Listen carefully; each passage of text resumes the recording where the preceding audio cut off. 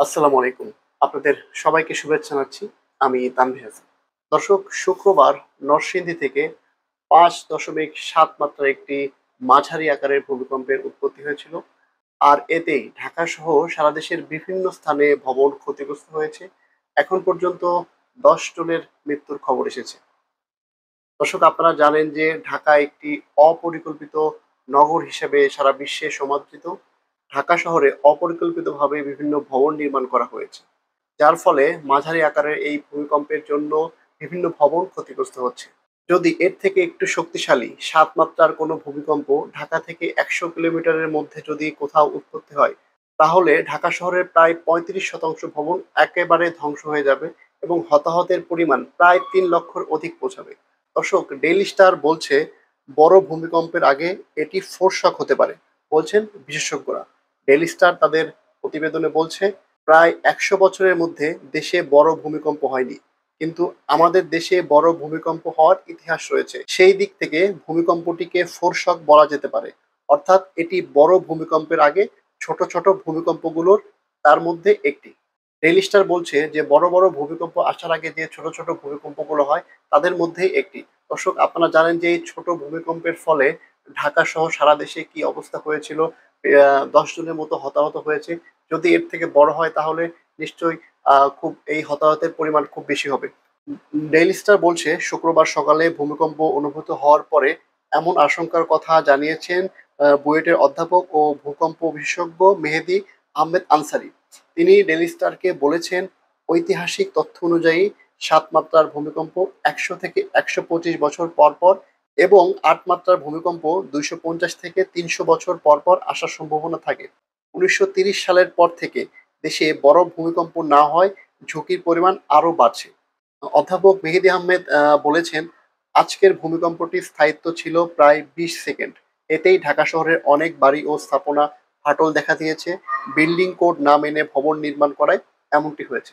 দর্শক, আপনারা জানেন যে ঢাকা শহরে বিল্ডিং কোড না মেনে বিভিন্ন ভবন নির্মাণ করা হচ্ছে এবং রাজুক এবং সিটি কর্পোরেশনের যে নিয়ম নীতি রয়েছে সেই নিয়ম নীতির তোয়াক্কা না করেই আহ, ভবন মালিকরা তাদের ইচ্ছা মতো ভবন তৈরি করছেন, যার ফলে যে ভূমিকম্পের পরে যে ক্ষতিটা হতে পারে সেই ক্ষতির আশঙ্কাটা বাড়ছে। তিনি সব থেকে আশঙ্কার যে কথাটি বলেছেন সেটি হচ্ছে, আমার হিসাব বলছে ঢাকার ১০০ কিলোমিটারের মধ্যে যদি ৭ মাত্রার ভূমিকম্প হয় তাহলে ১ থেকে ৩ লাখ মানুষ হতাহত হতে পারে এবং শহরের প্রায় ৩৫% ভবন ধসে পড়ার শঙ্কা রয়েছে।